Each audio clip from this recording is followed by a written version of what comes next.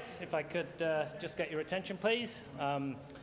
Welcome, everybody, whether in this physical space here at Old Government House at the University of Auckland or elsewhere, wherever you may find yourself.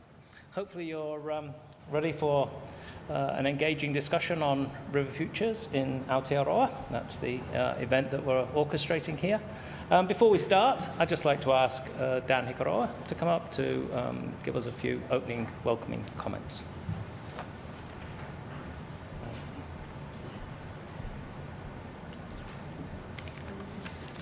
O ka tira, kia ora mai tātou, ngā mihi. Ngā mihi o te pō ki a koutou katoa. Kāti, kia hi wara, kia hi wara. Kia hi wara tēnā tuku, kia hi wara tērā tuku. Kia hi wara, kia hi wara. I ngā waka, i ngā haue whā. I ngā iwi, ngā manu kōrero o rungo o ngā marae. Whakarongo, whakarongo, whakarongo. Ki te tangi a te manu e tangi nei, tui, tui, tui, tui a. Tui ai runga, tui ai raro, tui ai roto, tui a i waho. Tui a i te here tangata. Ka rongo te pō, ka rongo te ao. Tui e te kāwai tangata i heke mai i he waiki nui. I he waiki roa, i he waiki pamamao.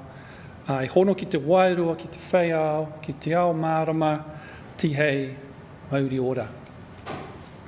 Ka tika he mihi ki te mana whenua a Ngāti Whātua Rākei. Nau ngā kaitiaki o tēnei rohe, o tēnei whāre wānanga hoki. Nō reira, tēnā koutou Ngāti Whātua Rākei. Homai tō kākahu whakamahana, i te tautoko tēnei kaupapa, he kaupapa aroha, he kaupapa whakanui, he kaupapa whakahirahira. He mokopono o Waikato Tainui e kōrero nei, nō reira i tuanau, i raro i te mana o te tātou paunamu, i wainga a Ngāti Whātua Rākei, Waikato Tainui me ngā pohi, nā po te tau te whero, kei poke kāroa, kei poke kawa. O nō reira, I tuanau i te taha o te School of Environment, i te pōnei. Mai wai papa taumata rau, koina te ingoa hou o tēnei wānanga, wai papa taumata hou. Nau mai haere mai ki tēnei wānanga, River Futures in Aotearoa. Nō reira, tēnā koutou, tēnā koutou. Kia ora mai tātou katoa. Let's go. Thanks immensely, Dan, for opening words. On behalf of the head of school, Julie Rowland, and the research committee for the School of Environment here at the University of Auckland, I'm delighted to welcome you to this event. My name is Gary Briley. I'm Chair of Physical Geography. I'm a professor in the School of Environment here at the University of Auckland. In light of a crazy 2020,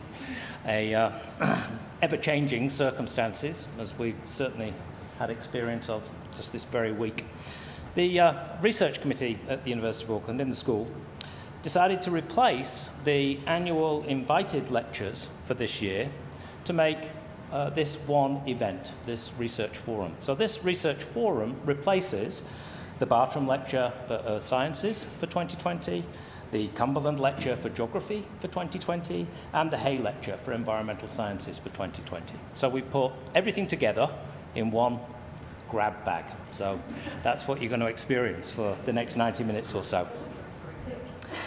This research forum, entitled River Futures in Aotearoa, encapsulates the kinds of breadth of issues that we study in the School of Environment, right? The transdisciplinary practices, governance framings alongside our role in the Faculty of Science here at the University of Auckland. The event is something of an experiment, right, as we try things out in multiple ways here.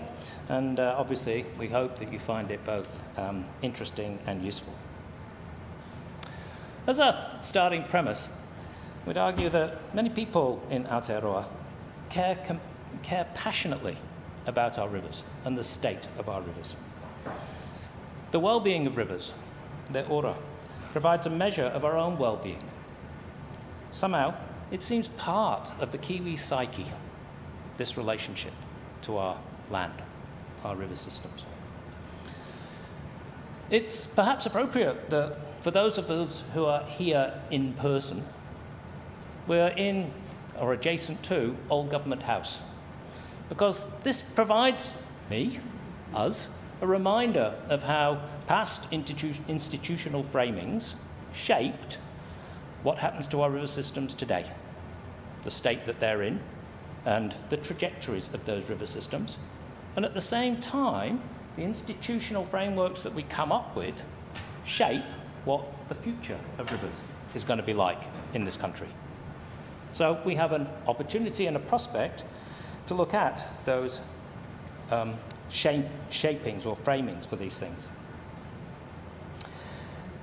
This type of event and the range of speakers prompts us to reflect upon ancestral connections to river systems, to respect their diversity, to consider the rights of the river, to consider the role of rivers themselves as living entities.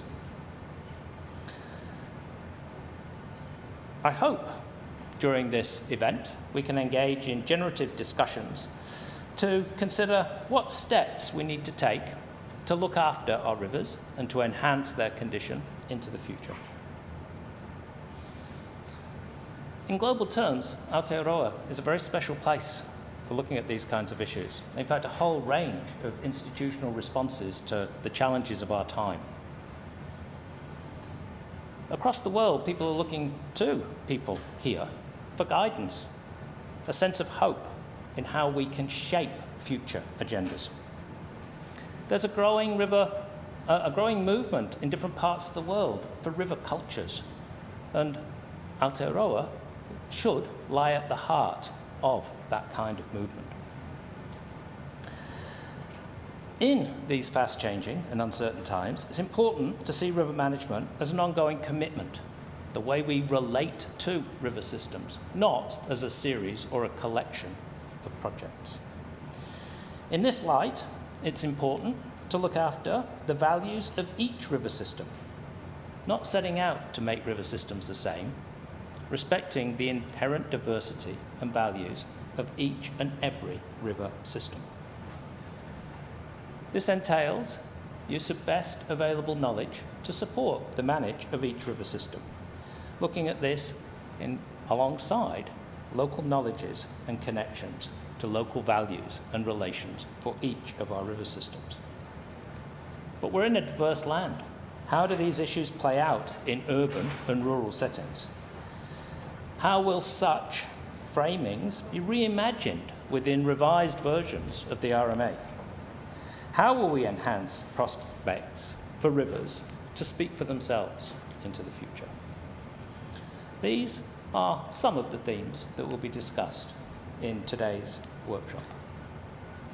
The inspiration for this workshop was seeded a couple of years ago at a conference in Kirikiriroa, right? It was a conference on organised by the International Society for River Science, and it was on integrating multiple values in river management. That was the theme of the conference. But the most important thing that I noted at that event was just how many young, passionate, enthusiastic individuals were in that room. Just what can we do to shape prospects for that next generation of practitioners to engage generatively in looking after our river systems? What kind of work will those people be doing in the future? What kinds of roles and what kinds of institutions will they be a part of? How will they be supported to fulfill their ambitions, their aspirations in that work? What knowledge bases will inform practice? What policy and legislative frameworks will they be working within? We're constantly reshaping those agendas, and that presents lots of opportunities for us to move forward. So hopefully this event can move into some of those spaces, right, in the time that we have. The format for the event is as follows. We have 5 invited panelists that reflect a range of different perspectives and background interests and on these issues. And I've asked 5 colleagues, past or present, from within the School of Environment to provide brief introductions, right, for each of these panellists, just to give a bit of idea for the spread of interest in the school. And I've also approached protagonists or colleagues to ask questions towards the end to give some focal point for the discussion, right, as we move forward through this. That will take place after all of the presentations have occurred. So we'll go through the 5 panellists first, and then we'll have chance for some general discussion, and those questions will be posed. And there will be an opportunity, using a function called Slido or Slido or whatever it's called, for others who are outside to put questions forward, and then we can sift through them to get a sense of what general interest may be on particular topics or themes. Anyway, that's enough from me. I'll want to move on as quickly as I can. I've used my allocated time. So let's get into this. And we have the first of the introductions that will be made by Naremu, and we can proceed with that right now. Tātou katoa, ko Ruape'u te manga, ko Wanganui te awa, ko Wanganui te iwi, ko Rangiwai te rangi te i tau pārai toku pāpā, ko Lingrafith toku māma, ko Naremu uia tau pārai toku ingoa. My name is Naremu, and I currently am doing honours in geography, learning from John Tunnicliffe and Gary Briley, which has been an absolute privilege, and learning lots about rivers so I can love, heal and protect my awa. And they asked me if I could get Gerard Albert along for this talk tonight, who has been a lead negotiator in the legal personhood of the Wanganui River and so much more than that. One of our iwi leaders and really knowledgeable and a really great person to have in my life.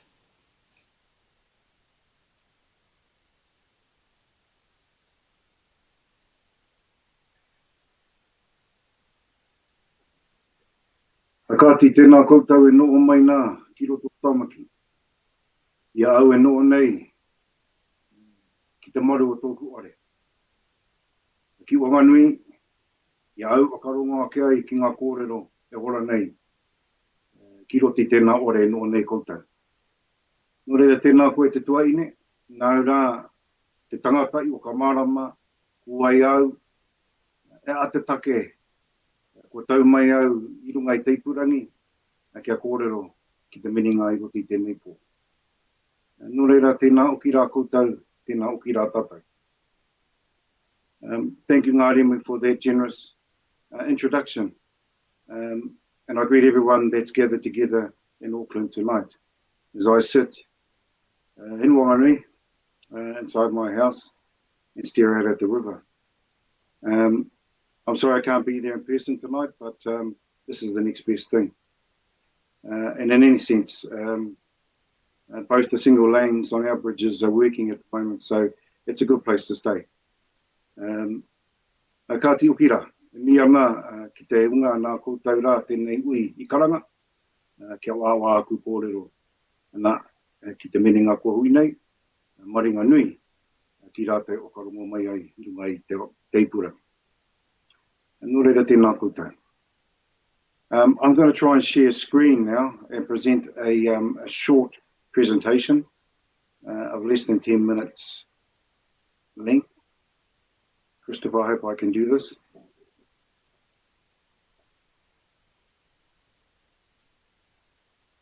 Nope.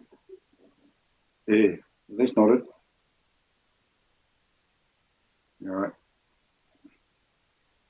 Hoki ki te timatanga. Te take. Sorry, everyone.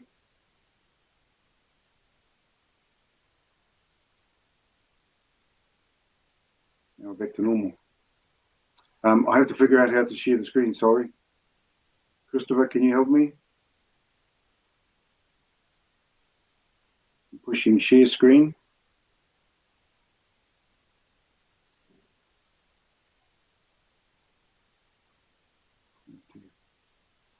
Yeah. All right. Maximum. Is that up, Chris?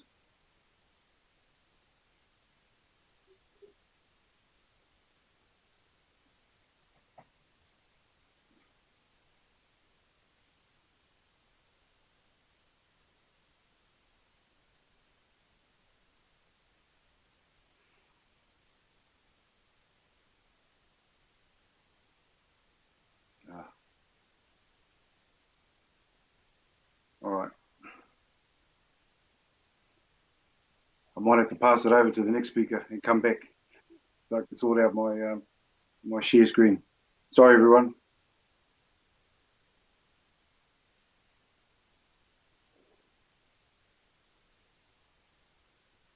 ...2020 moment, right? I think that we've all been forever adjusting as we contemplate complex adaptive systems, and that adaptation word is certainly a very integral part of how we're approaching things right now. I think we will, as Gerard just suggested, we'll just move directly on to the introduction for Anne Salmon. So I think hopefully, Chris, you've got that in place and we can just move on to that. We've got a 1 second minute. Yeah. Kia ora koutou katoa, ko Karen Fisher toko ingoa. It is an honour and a privilege to be able to introduce Professor Dame Anne Salmon, our next speaker this evening. But it's not without its challenges. My instructions were to keep it short, which feels like an almost impossible task given all of her accomplishments and achievements. So aroha mai for having to rush this introduction, which does not do justice to a woman of such high esteem. Professor Dame Anne Salmon is a distinguished professor of Māori Studies and Anthropology here at Te Whare o Tāmaki Makaurau. She's an author, historian, anthropologist, public scholar working beyond the academy, environmentalist, the recipient of numerous awards and honours, including New Zealander of the Year in 2013, and she even has her own Wikipedia page. Through her work, she has sought to work across time, space, and worlds to explore and understand who we are as a nation of different peoples, to understand where we've come from, how we fit in the world, and where we might be headed. I am personally inspired by her work on ontological difference and inconsistencies and what this means in terms of thinking about how we relate to other people, things, and beings. So I'm very excited that she is able to be with us here tonight. So, ngā mihi nui kia koutou, no mai, haere mai, Professor Anne Salmon.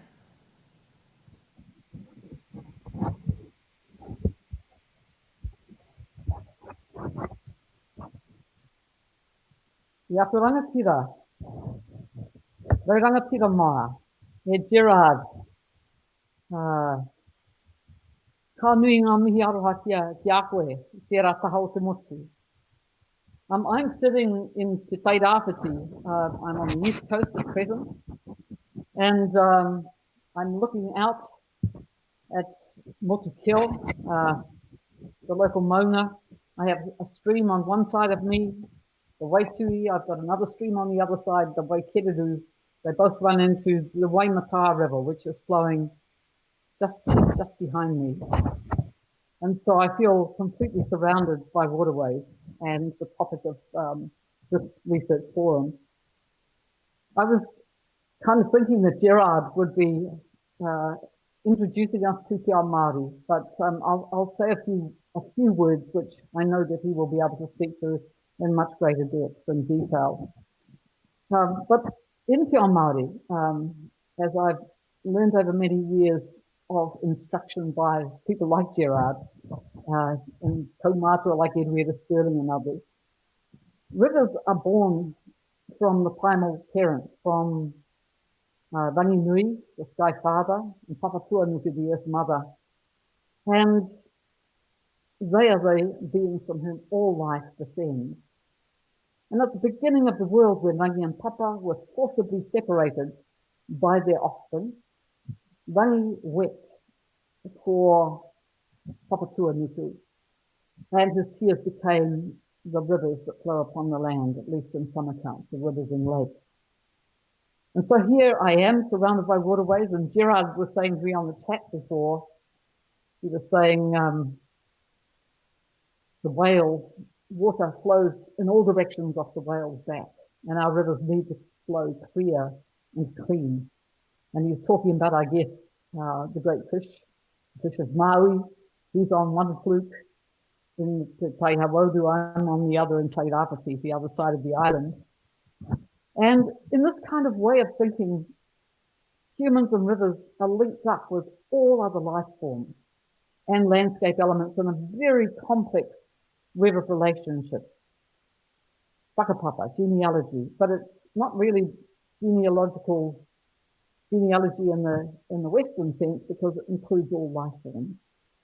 And the rights and responsibilities between the different elements in the world are derived from these ancestral relationships. So rivers give life to the land. They're nurseries for plants and animals.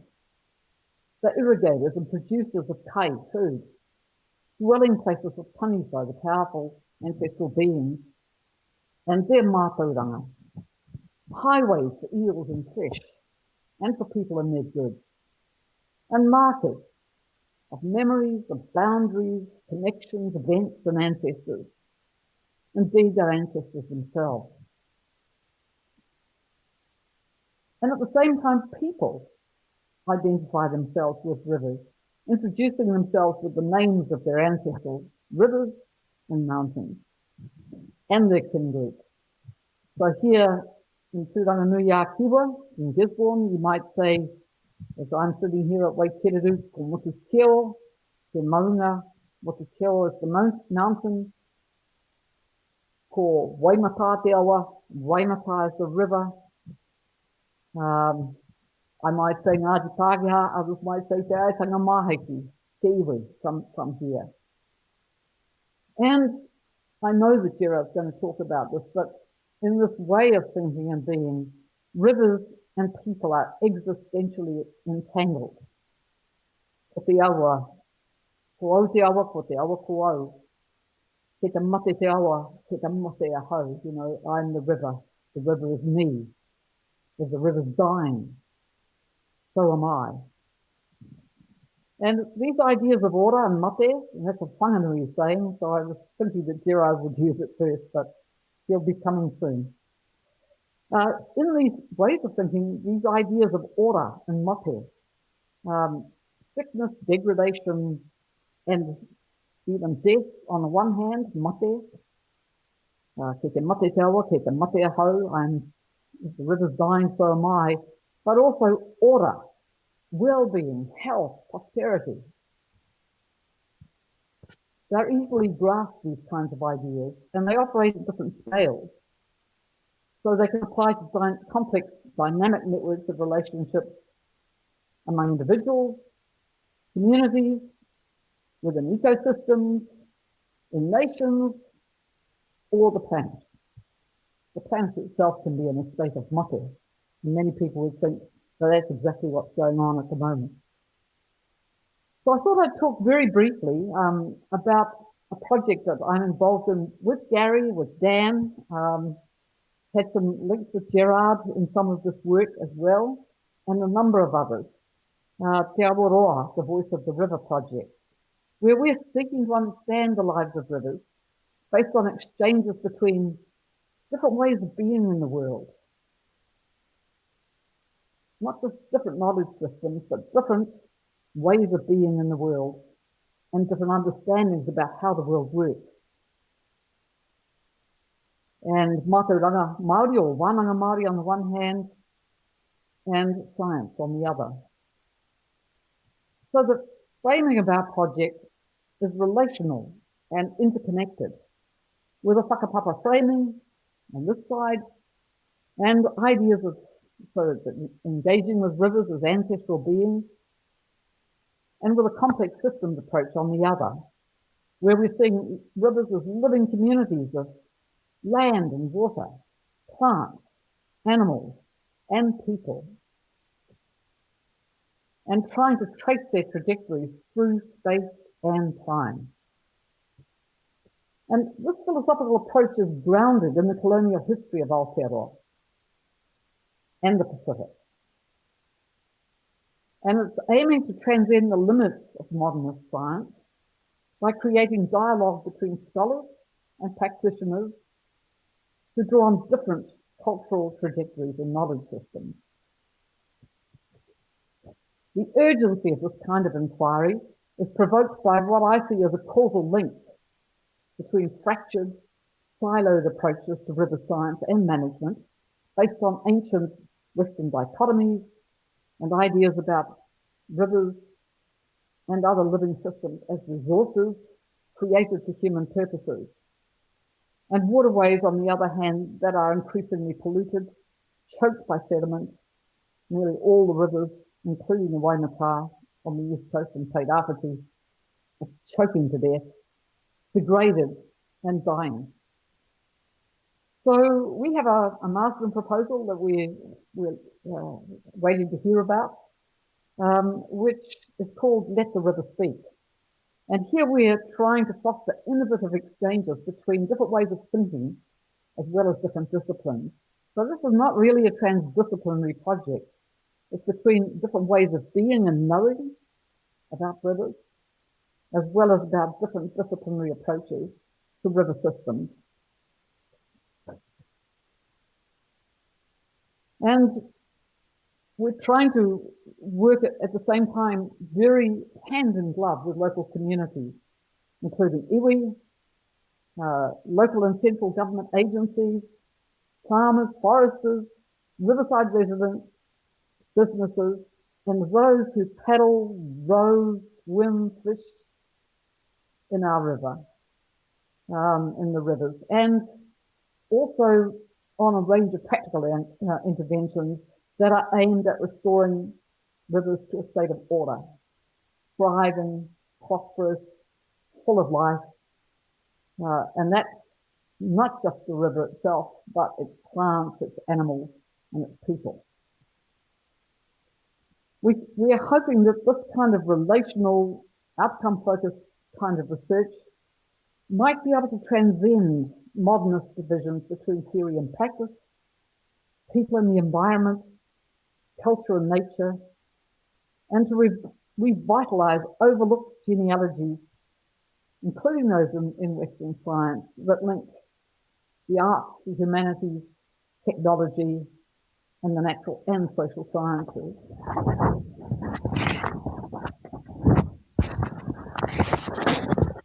We've already had a pilot project with Gary and quite a number of staff and students from the School of Environment, where we've worked on the Waimata among other rivers in Gisborne. And Gary and his colleagues, and I've had a role in this, and so has Dan, have come up with some very innovative analyses of the geomorphological rights of rivers, very much inspired by the Whanganui River, the Te Awa Tupua Act and its framing, but also new approaches to rivers governance. And we're now in the Marsden interested in expanding these relations and connections to investigate topics that include links between river pollution and the health of all the life forms in and around the river, including people, forest ecology, and new ways of working with river communities to restore them to a flourishing state. And we're working, as I mentioned, with the Waimata River in Gisborne, graduate students, working with local farmers, with foresters, iwi and wāmanga experts, waka-ama paddlers, kayakers, swimmers and surfers, to try and bring this river community, land, water, plants, animals, and its people back to a state of order. Nā reira, koina ngā kōrero, I tēnei wā, ka nui ngā mihi aroha ki a tātou katoa.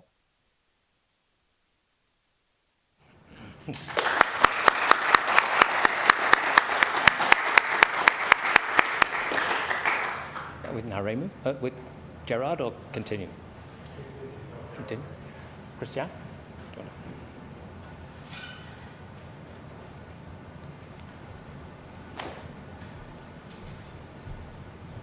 Thank you very much. Kia ora.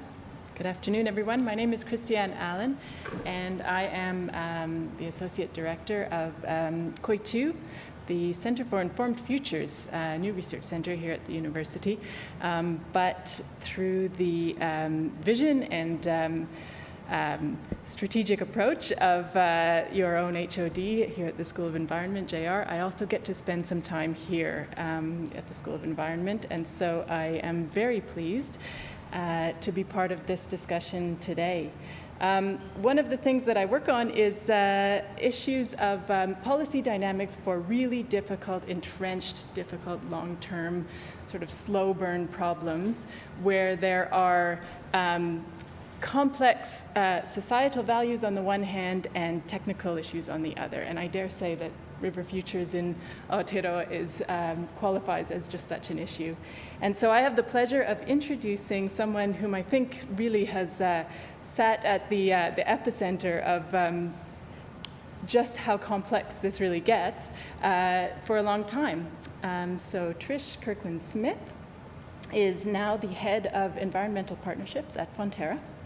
And before that, she had led the company's approach to environmental and sustainability in New Zealand and globally. So now she's really spearheading that whole approach, and came to that from being the national manager for the Living Water Partnership, which was, as I understand it, a public-private partnership between Fonterra and DOC. So had previously been on the DOC side and now looking at the Fonterra side. So I think she's probably seen it all. So we're really delighted to have you here and look forward to hearing what you have to share. Thank you.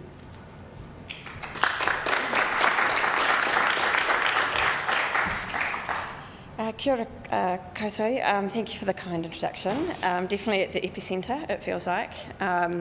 Thanks, Gary, for the invite to be on the panel. A real privilege, and hope I can offer just a small contribution, which is to a really big discussion.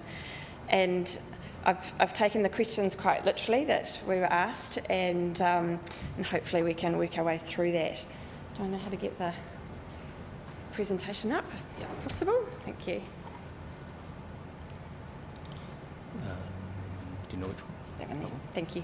No dramas. Thank you so much.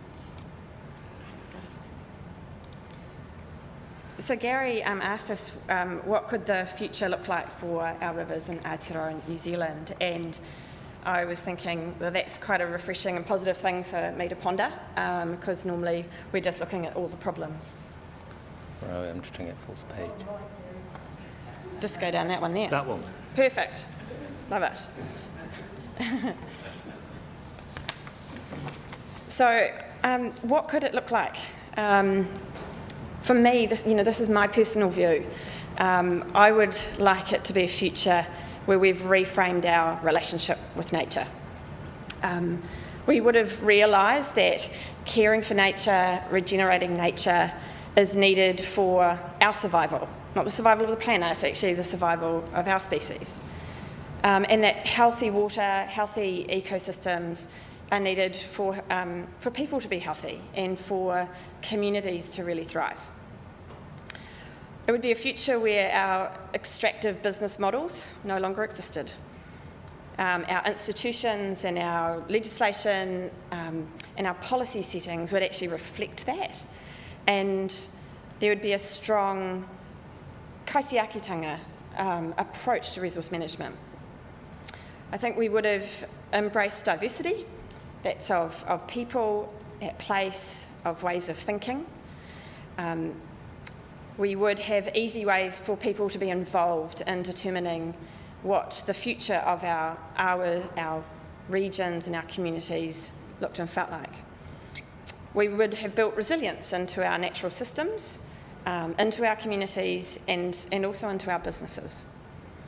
We would have looked to nature for the solutions, instead of just engineering and dominating nature and relying on technological fixes. And fundamentally, our landscapes would look and feel different. There would be space for nature. Our rivers, our streams would meander in natural courses. There would be biodiverse ecosystems in rural landscapes and urban landscapes. And that's the kind of future that I personally kind of want to live in, and I would hope that that would also be doing the right thing for our rivers. So we were asked to think about how would it work. I think we should be embracing our unique history, our culture. We need to learn the stories of the land from the people of the land. We need to learn Te Reo Māori, we need to learn the place names, the names of our waterways that Māori have, they've known for all of this time that we can dismiss and not reflect on. I think we need to resolve our grievances, and really at the end of it, it's as simple as honouring the treaty. I think we should be acknowledging the past, and we need to learn from the past. It wasn't that long ago that we were incentivising the draining of wetlands and the damming of rivers. And, you can't blame the people for behaving in the context that they were in, but we can learn from that. And it's taken us generations to get to where we are now, and it's really going to be, it's going to take a while to unwind that. We have had narratives and reinforced mindsets, and that's really difficult stuff to work on for people. But we do need our mindsets to change, and we need to do that faster than they've ever changed before. We should employ new frameworks that recognise ecological and social dimensions, not just economic. So framework like Kate Rower's donut economics. We need an ecological accounting system that's fit for the future that we want. We need to true cost things, we need to true price things, we need to truly incentivise in the right ways. And we should be embracing transparency and the verification of how we're progressing. As a nation that relies on our biological economy for growing food and for tourism, I think this is really critical that we show the progress we're making, and I think it could be a huge advantage to us as well. And I think we should be racing to restore and regenerate rather than what it feels like right now, which is racing to the bottom lines and the minimums. I personally think we've put too much energy in fighting over the minimums, and we all know that more needs to be done for restoring our rivers and our water bodies, but we've been just focusing on being a bit less bad, minimising our impacts, mitigating around the edges. So we really should be thinking about how can we be doing more good? How can we be regenerative? How can we race toward aspiration rather than minimums? But what do we have to do to get there? Well, there's a lot. It's a big question, thanks Gary. And I've got a bit of a shopping list, and I am going to basically read it. So bear with me. Signals. We need the right signals from leaders, from policy settings, from communities, from consumers. There are two main factors that drive change in the farming sector. That's price and regulations. There are social and cultural factors that also impact that. I'm not discrediting that, but the big drivers are price and regulation, and so these are critical signals that we've got to get right. I think we need some new language. We talk about drains, not streams. We talk about primary sector, not the ecological economy. And the definition of primary sector is industries involved in the extraction and production of raw materials. And that doesn't sound like a sector that we should have in the future. Mindsets. So I've spoken about we need to be curious, we need learning and growth mindsets. We need to be open to changing our minds and respecting the people who do, rather than just saying, see, I told you you were wrong. Understanding, we needed to understand the problems. We need to seek to understand how people are impacted, others, not just ourselves. We see this in river catchments, where we have the upstream and the downstream relationship. We have to recognise that there are different impacts for different people and different groups, and around the different values that we hold. And, you know, there's going to have to be some hard compromises made. Depoliticising. Can we depoliticise our environmental challenges? I'm no expert in this, but what I do know is business-like certainty and the political swings aren't helpful for long-term investment. So in making those decisions, businesses need the certainty. People, we need people to really champion and get behind our river, our aspirations for rivers and for the environment. We've seen things like predator-free do that. How do we do that for water? You know, they've shown that when people actually form a tribe around achieving a really brave goal, that they can accelerate change. So seeing that in the water space, and you know, we're starting to hear those catchment stories like Anne was talking about, with communities really setting those aspirational goals for themselves. Science, we need to follow the science.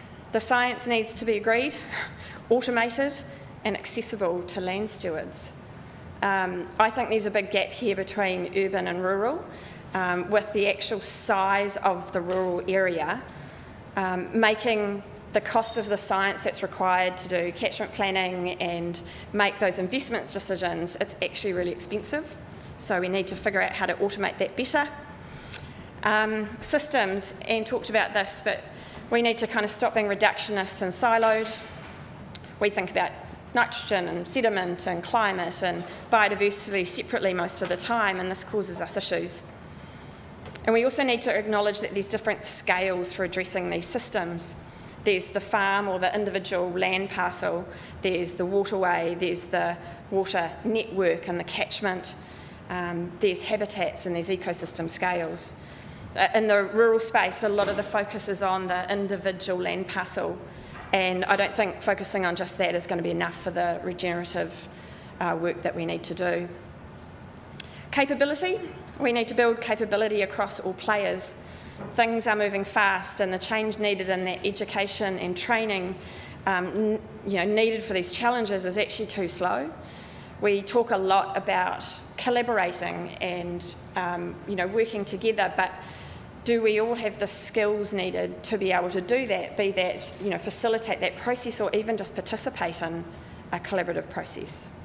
From our experience, then, on the ground, we're really struggling in that space around having the capability to do that work. And finally, just support each other and enable the support of the change that's required.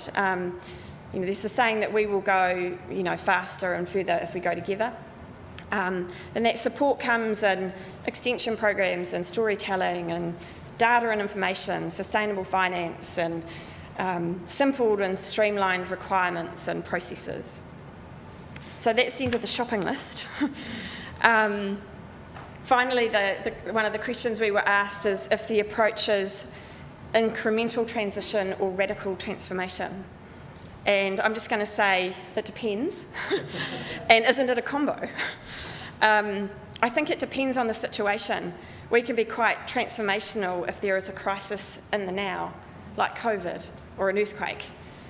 I think we absolutely are facing an environmental crisis, but it isn't hitting us in that same way as the in-the-moment shocks of COVID and earthquakes. So how do you motivate a crisis-like response, but without the big, ugly shocks? Maybe it is a combo then. Maybe we need some transformational thinking, supported by realistic and just transitions. So I'll leave things there for now. Kia ora, and thank you.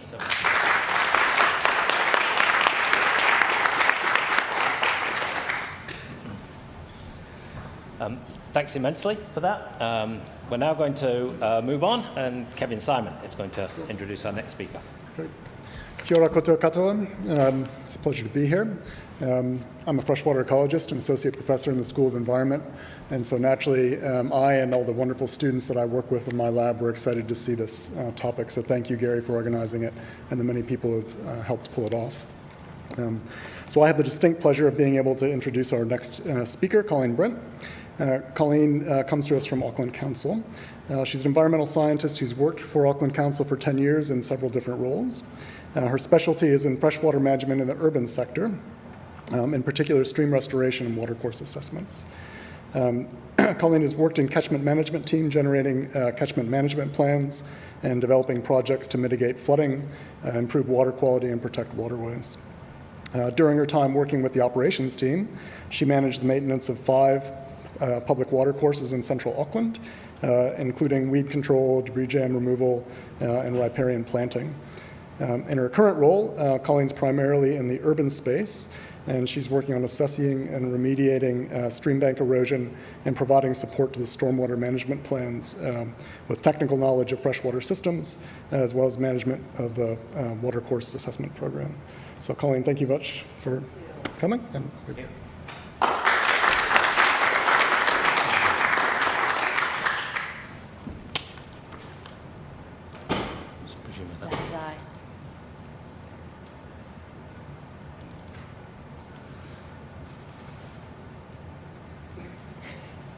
Should have checked beforehand. It'll come. It'll come. So many photos, guys. So many photos. Security alert. Thank you. It's such a privilege to be here to represent Healthy Waters and to be alongside all of my distinguished panelists. So thank you very much. In my presentation, I'm just going to give a brief introduction about Healthy Waters and what we do. And there's lots of different aspects to us, but I'm just going to highlight 3 aspects and give an overview on them, and then give an example or a little case study about how we do that. Then I'm going to give you a quick summary, and then I'm going to talk about what everyone out there can do to make sure our streams are healthy. So when I started the stormwater department back 10 years ago, I was donning my waders and my macroinvertebrate net, and I was out doing stream surveys. My team was primarily hydraulic modelers, catchment planners, and civil engineers, and I was basically the lone ecologist. But Healthy Waters or Stormwater Unit has evolved into the Healthy Waters department, and that is because we realized that we need to support a more holistic approach to stormwater. We still want to protect our people and our property from flooding, but we also realize that we need to preserve the health and value of our waterways and our harbors for future generations. So now I am supported and on a team with other scientists, environmental engineers, and ecologists, so we get to collaborate together and learn from each other, which is great because we have a big job in front of us. This is a map of all the waterways in Auckland, lots of blue up there. We are blessed to have 474 rivers and streams throughout our region. That's over 16,000 kilometers of streams that flow continuously year-round. And just to give some perspective, the coastline of New Zealand is 15,000 kilometers. We also have another 4,500 streams that we see for short periods of time, and then we have many, many others that we see just after a rain event. A lot of our streams are small and narrow, but we do have some big river systems like the Hotio, which is 28 kilometers long. So we have a big job in front of us. And managing streams in a pristine environment like the Waitakere Ranges or the Hanuas is a little bit easier, but when we have the demands like we do in Auckland with growth, it's a different story. Right now there's 1.6 million people living in Auckland, and in the next 30 years it's supposed to go up to 2.4 million. And as Aucklanders, we really value our water and our environment, so we really need to take the time and energy to protect them. And so that's what we want to do in a few ways. And of course, the way we have to do this is we have to know our streams and catchments. And we realize that all of our streams and all of our catchments are different. There's no one-size-fits-all solution that's going to solve all our problems. Up here on the slide above me, it's very busy because we've got a lot going on. It shows what Healthy Waters and the rest of Council has developed. We have numerous tools and models and databases to help us understand our waterways across the region and also our catchments, so we can better inform our watercourse management strategies. Analyzing all this information across all these platforms, we can determine well-informed mitigation options and appropriate management approach, so we hopefully won't cause any more damage in the future. So one of these, which is near and dear to my heart, our databases, are the watercourse assessments. So these surveys and reports provide baseline information on the existing condition of our watercourses.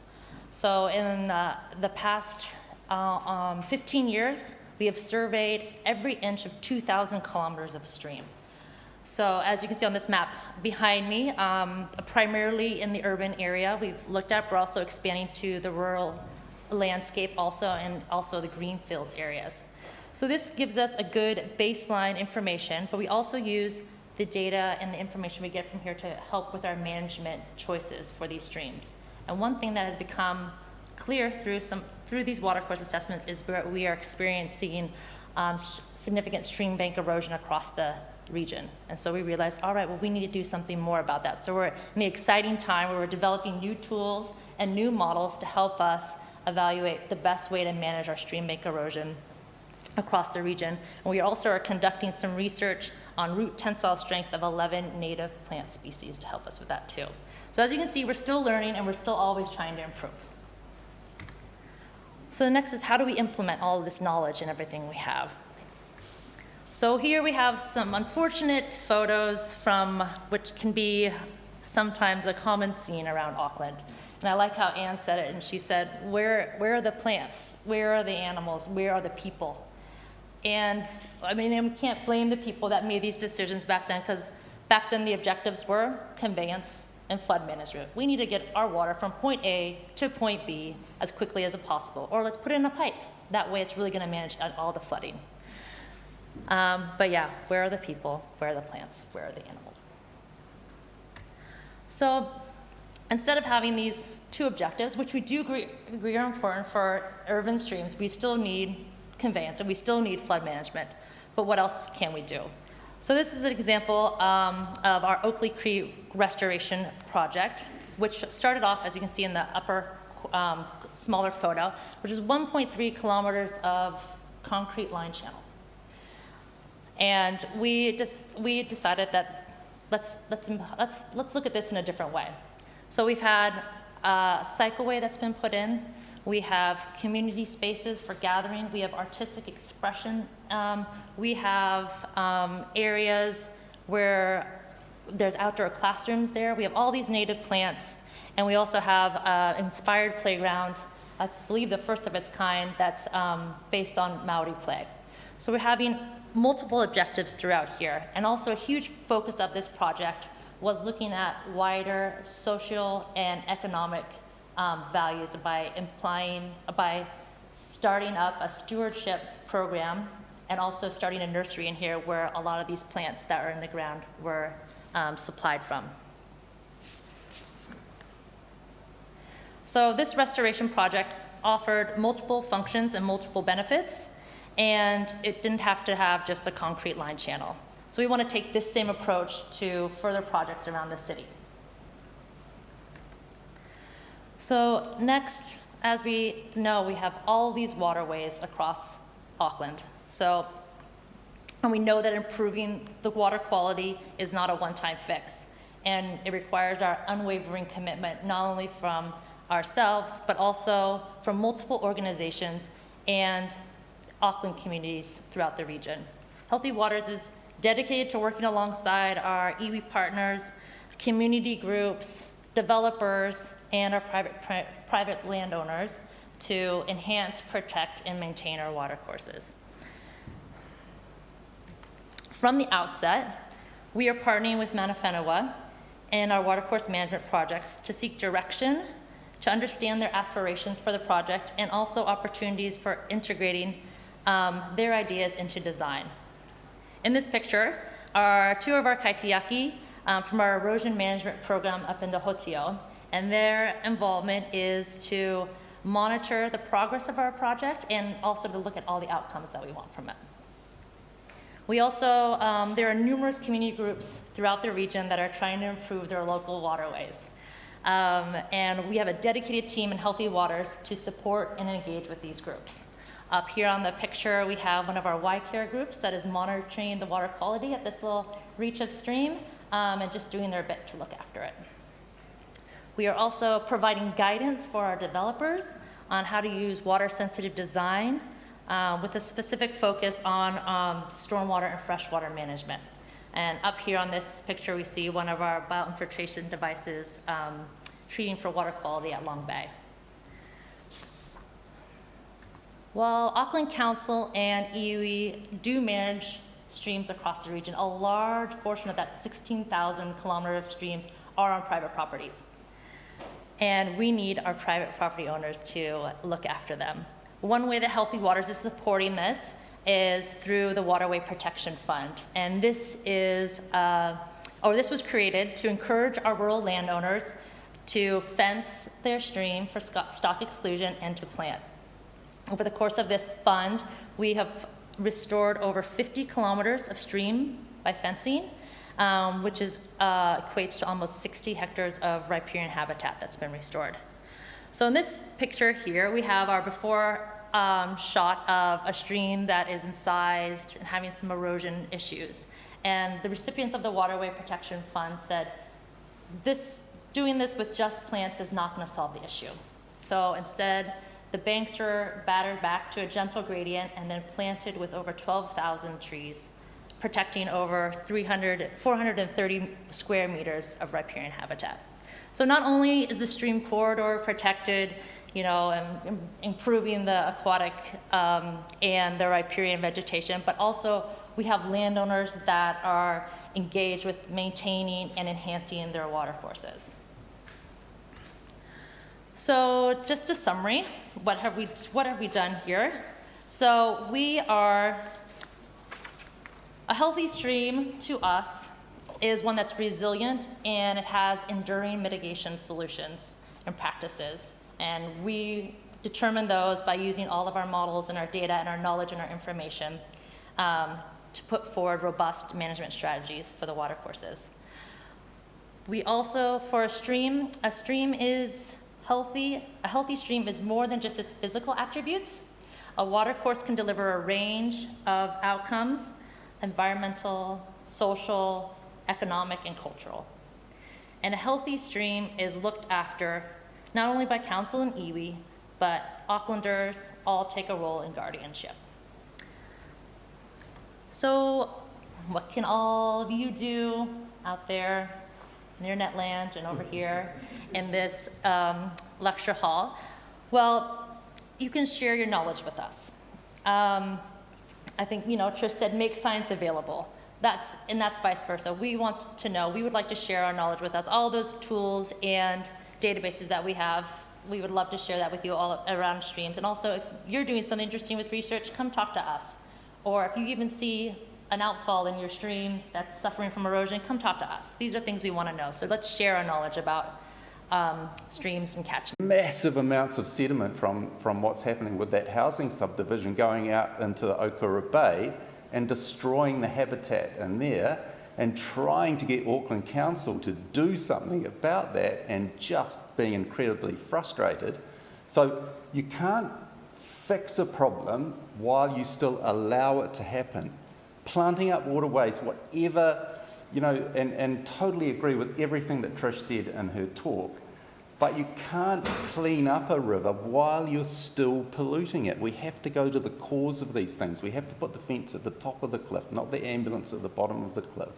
And so that's where I see our problems. And we need to kind of to change that way of thinking. And I guess I'm particularly frustrated because seeing this instant response of this government to the COVID crisis. And so why do epidemiologists get listened to when freshwater ecologists and geomorphologists don't get listened to? And it's obviously about timeline and immediacy, isn't it? It's like, here's something that's going to hit us right now versus something that we can sort of kick down the road for a bit longer. I mean, I could, and we have huge issues with freshwater in New Zealand, and we're not addressing it. We're not stopping it. We haven't decreased the damage that's being done despite all of the talk. Councils and Ministry for the Environment have got really good at PR and comms and covering up and dropping monitoring of sites in the worst places. We've just seen our National River Water Quality Network, 77 sites that are monitored and You know, I think in a community like ours, for example, we can build a kind of whānau around the Waimata River. We can get people seeing that they've got this sense of kinship with their river, but with the plants and the animals and the people that they share it with as well. Because any of these other institutional framings are going to leave a lot of people out. And they're not going to include the plants and the animals. You're going to go back to a technocratic approach. And I think the whakapapa's got a lot to teach us. And one of it's about how do you build those relationships with each other, with the plants, you know, having thriving forests around rivers, with the animals in the rivers, but the birds beside it and so on. We're doing it through programs with kids, you know, the wakaama paddlers, the kayakers. I can see a future for rivers which relies on kinship, perhaps, rather than democracy.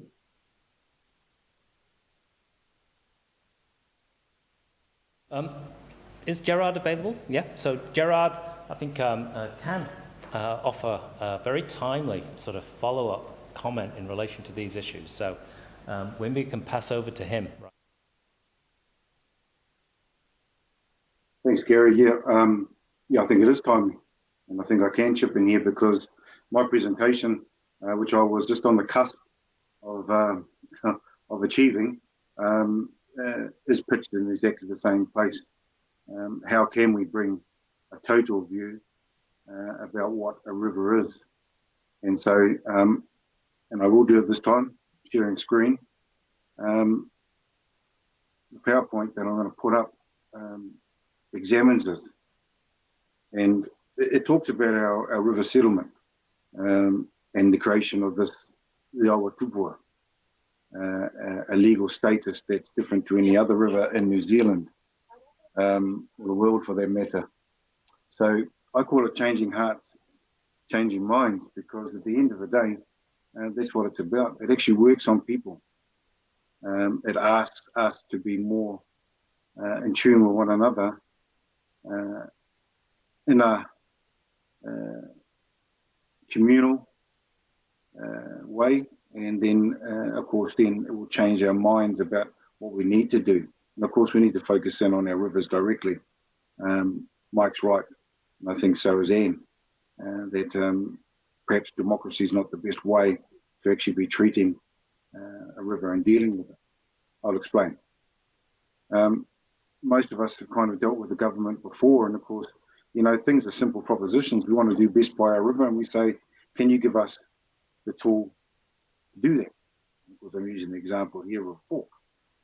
The Crown says, oh, yes, yes, yes. And well, government, local government is the same because they're captured by the same statutes that the Crown are. And yeah, I may have worked like this for a long time. We want to do something really simple. We need fit for purpose solution. The Crown says, great, we'll take that concept and we'll give it back to you. And this is what you get. And they said, no, but we've broadened it out. We've actually provided more platforms to actually address this. And so we get more bang for buck. Well, really what they've done is complicate a very simple proposition. And that very simple proposition is just to have this. And of course, they will complicate it constantly by delivering this to us. And that's, of course, that political machine. And we're in the throes of a general election campaigning and, of course, voting in a very short time. And, of course, this is what it will always get you. So we need to bring back the communal spirit around our rivers. And Naremu, now she introduced me, and my relationship with Naremu is she's a karangarua. She's a relation. Her father, Rangiti'i Tau Parai, was one of my mentors when I was younger. A very knowledgeable man, a very wise man. And it was he who said to us in 2008 as an iwi, you said we must go back to the things that we know. And instead of arguing through the constructs the Crown presents us with, argue through our own understanding of what a river is. And this is where we come back to legal personhood is not the purpose of Waterway arrangements. Legal personhood is the vehicle, but it's not the actual function. The function is, of course, is to uphold kawa, which is a communal view held by a community for what a river is. And that's our law system. That's what we've grown up with and lived with for many, many centuries, if not millennia, in this country. And if we can share that with the community, in which we have in this framework, we'll be in a much better place. So it's comprised of four kawa. The kawa tuata'i, the first kawa, is that the river is now a physical and metaphysical entity. So no arguments about being able to emote and have a relationship in an emotional and spiritual sense with the river, whether you are tangata whenua or whether you are people who come after us. It doesn't matter. If we're going to do what's best by the river, we need to be able to address it through both its metaphysical as well as physical side. And of course, most of our statutes have only dealt with a physical river, a physical resource. The second kawa, the kawa tuarua, is that it establishes that the river is an indivisible entity. So you can't approach it by its parts. You must approach it as a whole. So you don't split up the bed, the river, the water, the banks, the land that drains into it, as the RMA does. You come at it as a holistic approach in its most basic sense. A river is like a person.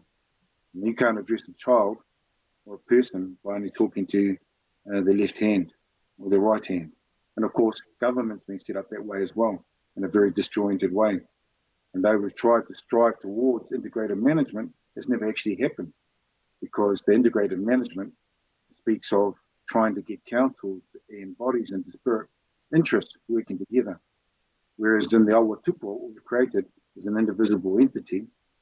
We haven't created, we've always held this view, but we've created at law now an indivisible entity which people are compelled by law to actually address as a whole. So you focus in on the river and all that it is. So those first two kawa address what the river is in its fullest sense. It's a physical and metaphysical entity, and it's an indivisible one from its source to the sea. Then, of course, you've got to deal with people. And for a very long time, there's been this vexed issue about where do the Apu and the Iwi, the mana whenua, the mana tangata, fit in with this river. We've argued through constructs that are around tenure, ownership of the river, and of course, none of them have actually captured the exact nature of our relationship with the river. So by going back to kawa and establishing that we're actually an axiomatic part of this river, you don't need to confer a status on us. So we don't need Section 4 of the Conservation Act or Section 6C, 7A and 8 of the Resource Management Act to tell us we have a relationship with this river. It's a given. It's axiomatic. Doesn't need to be programmed. It just is. And then, of course, we get across a lot of the vexed issues that have hampered us and encumbered us through history. The fourth kawa is that we need to obligate the community into this setup. And so this is where the communal view has to be upheld, not only by the Apu and Iwi, but by the whole community. And it's compelled at law now to uphold the obligation to the Awa Tupua, to the holistic river, and not just the parts of the river and the compartments that it's been broken down to in statute. So you see, we've actually established a way to actually share a communal view of a river and compel people at law to recognise it. And legal personhood, of course, just gives that status at law that you can hinge this to, so that you can defend it, speak for it, and uphold it in the courts if anyone tries to undermine it. So that's tupua te kawa. What I want to go on to just quickly is a view that an academic from University of British Columbia, she wrote a piece in 2012. The name was, or is, Elaine Shaw. And she said the story of the Whanganui Iwi and Te Awa Tupua is one of so many narratives of intertwined struggle or decolonisation of both people and nature.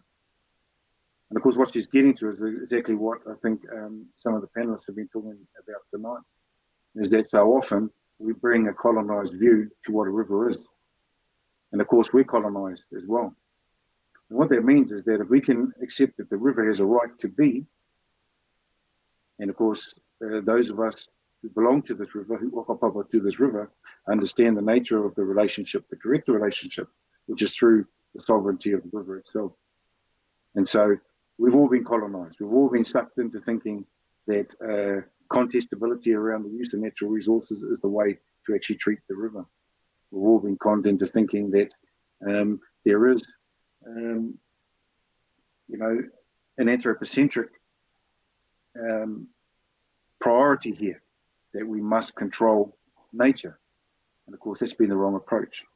And so we need to decolonise ourselves. And so she pointed it out, we had no interaction with you, but she saw it from afar in 2012, well before, of course, we signed the deed of settlement legislation in 2017. Now, she also said that the principles that she was referring to, Tupu Takawa, clearly demonstrate the relationship between the river and its people, but also the interconnectedness of their sovereignty. So if we want a sovereign river, we need to act in a sovereign way. We need to strip ourselves back from the encumbrances of government, of the disjoint and disparate nature of government, and see the river as a constant. So in establishing Tupu Takawa as the law system for our river, what we've established is that, in essence, everything else can operate around us until it's ready to come back in to our system, into Tupu Takawa. So David Parker produced reforms around freshwater management. There's the three waters. None of it is compliant with Awa Tupua because it didn't come through Awa Tupua. But the constant is here. And of course, in a few weeks' time, we might have a different makeup to government. Who knows? But of course, that's always going to change. We need to see our rivers and our communities as the constants and ensure that we have a communal way of approaching and dealing with our rivers. And I'll finish on this point. There's a picture of myself and my son on the right there. Earling, it was actually for National Geographic, and I stole this picture from them. And so we took this photographer for National Geographic, who's from Europe, and he wanted to see tuna, wanted to see eels. So we took him down, we went to eel. And of course, my son, my youngest son, and myself, we tried to uphold the values of Tupu Takawa through all our practices and our relationship with the river. On the left, there's a picture of a tupuna. His name is Wipauro, and a kuia tapaya, and a little child. That's my grandmother. And this picture was taken in about 1895, or somewhere towards the end of the 19th century. And of course, you can see there, the hinaki, you can see where their livelihood came from, was from the river. And of course, we continue to uphold the values that they had. And I don't think it's a stretch to think that we can go back to those values. They lived a simple lifestyle. They lived on their lands. My grandmother's adopted father, Wipauro, the gentleman standing, he was a tōrunga aurewa of the people. And he was a very learned man. He didn't put on any hairs. That's the best clothes that he had for that photograph. His taonga that he carried, the knowledge that he carried, was all about the relationship with nature. And you see the inaki in the photo, and his relationship was exercised daily. So, it's not a stretch when you look on the right there, the photo of myself and my son, that we can go back and continue to uphold those values. So I'll stop there, but I do want to make the point that I support all of the discussion tonight. The presentations there around the biophysical river and waterways, and that's important. But I think Mike and Anne are driving back to where we need to be. We need to treat our rivers as a communal focus and ensure that we strip ourselves of the encumbrances of government and see the river for what it is and act as communities, not government, act as communities around our rivers. Ka te kia ora tātou.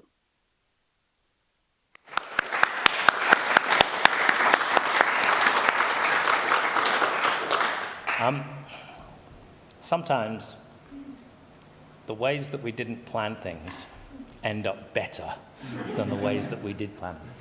It actually is a perfect place, I think, for us to finish. I think it gives us a remarkable sense of togetherness, this sense of indivisible entities, the ways that we relate to river systems.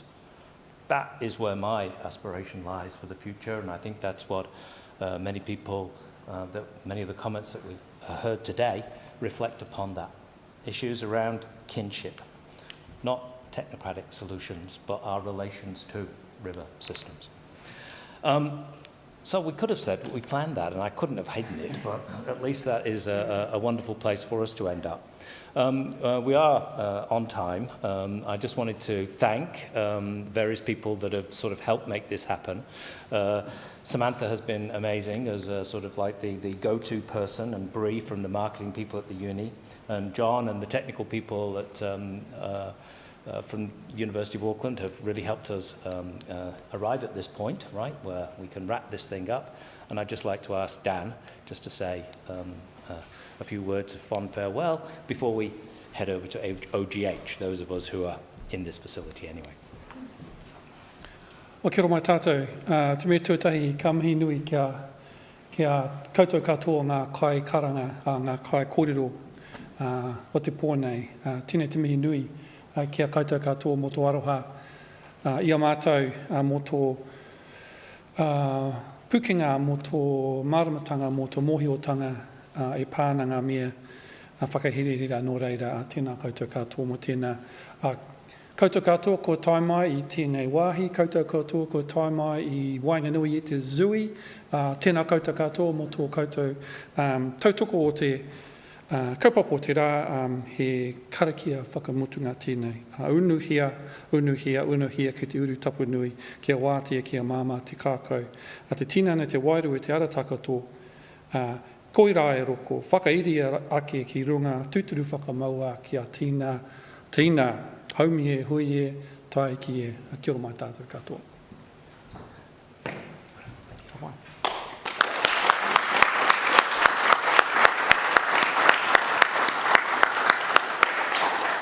Thanks very much, everybody. To those who are in the room, OGH is just next door, so please join us for drinks and nibbles. Thank you.